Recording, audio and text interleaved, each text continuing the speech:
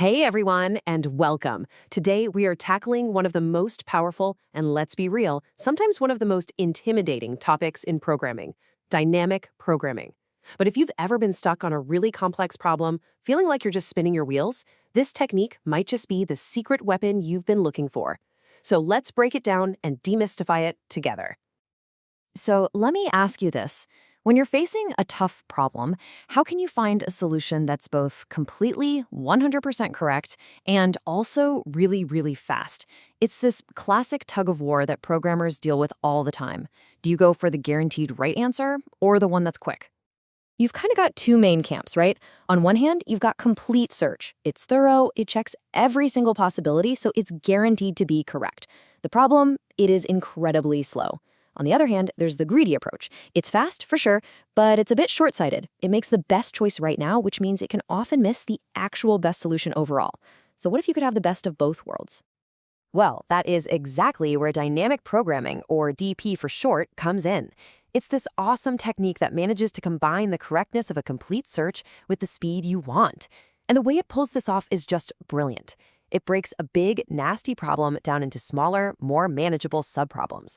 And here's the magic trick. It solves each of those little subproblems exactly once. Okay, to really get a feel for this, theory isn't enough. We need a concrete example.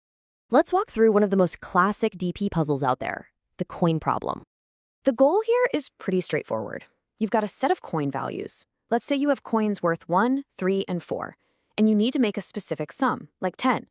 The big question is, what is the absolute fewest number of coins you can use to make that happen?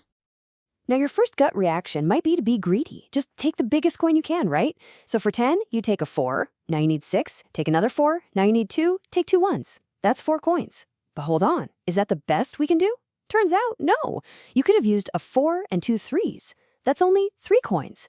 So right away, our simple, intuitive, greedy approach failed. We need a method that's always correct.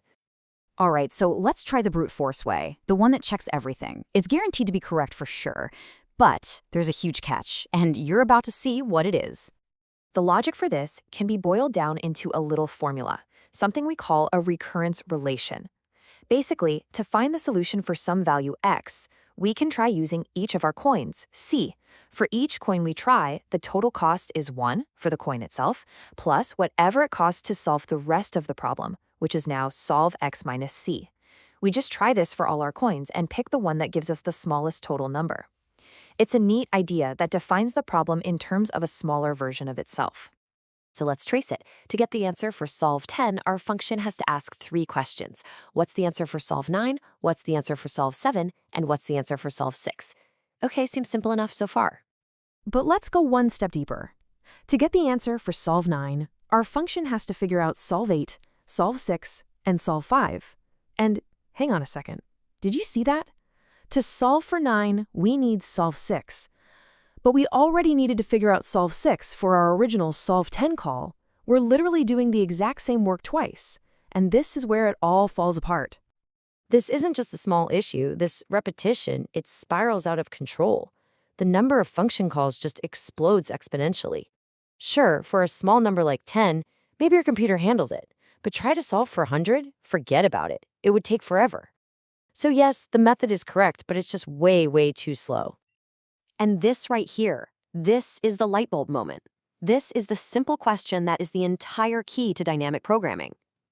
If we're doing all this work to figure out solve 6, why on earth would we throw that answer away and calculate it all over again? Why not just write it down somewhere? This incredibly powerful idea has a name: memoization. It's basically the technique of storing the results of those tough calculations in some kind of cache or lookup table. So the next time you're asked the same question, you don't have to do the work.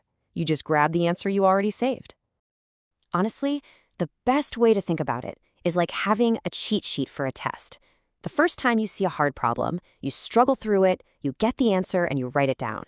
The next time you see that exact same problem, you're not going to solve it all over again. You just glance at your cheat sheet, grab the answer, and move on. It's all about working smarter, not harder.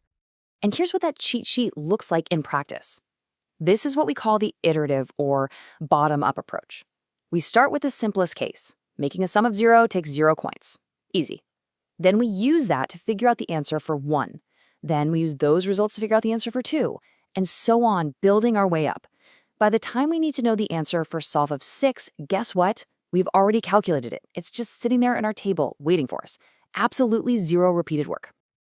And the difference this makes is just night and day. That single change transforms our painfully slow algorithm into a super fast one.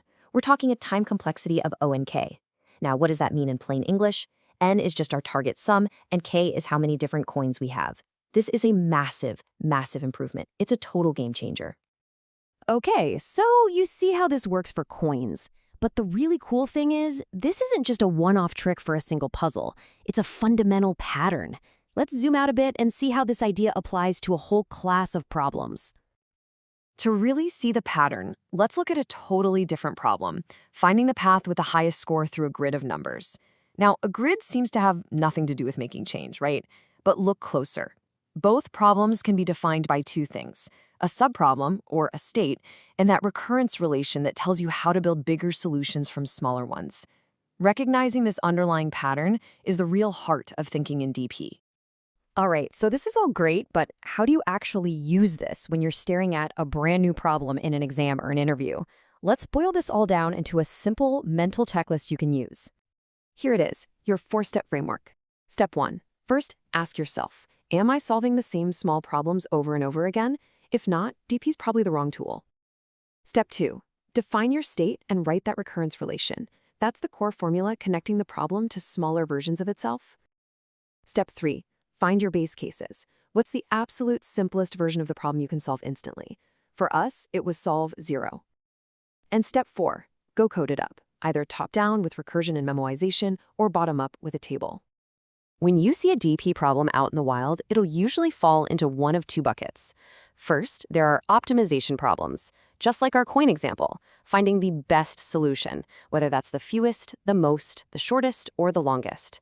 The other bucket is for counting problems, figuring out the total number of ways you can do something, like how many different combinations of coins add up to 10. The underlying logic is exactly the same for both. So the big takeaway here is that dynamic programming isn't just a coding algorithm. It's a powerful way of thinking. It's about being efficient, recognizing wasted effort, and building on past successes. So I'll leave you with this question. What's an everyday task in your own life, totally outside of coding, that you could optimize with this solve it once, remember it forever mindset? Something to think about. Thanks for watching and happy problem solving.